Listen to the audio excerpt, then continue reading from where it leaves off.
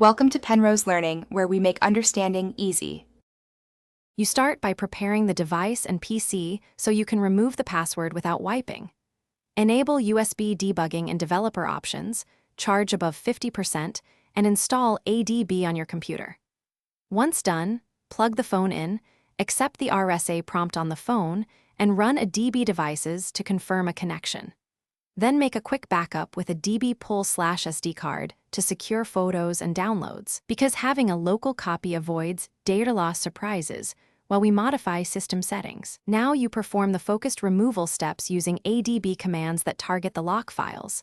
Open in a DB shell, escalate if prompted, and check whether /data is mounted read-write, remount if necessary. Then remove the specific lock files gesture. Key, password, key, or lock settings, DB depending on Android version. Make sure to use RM with care. These files control the lock screen. Once removed, restart the lock screen service or reboot the phone so the system rebuilds settings without the password in place. Finish by rebooting and then immediately setting a new secure method or disabling the lock if you prefer. This prevents security gaps. If the phone still presents a lock, try the same removals from a custom recovery or use ADB sideload to apply a small trusted patch, only if you know the image is safe.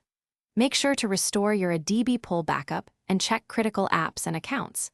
If things go wrong, one key tip: reflash a compatible firmware image that preserves user data instead of a factory reset. Thanks for watching. If this was helpful, leave a like and consider subscribing. See you next time.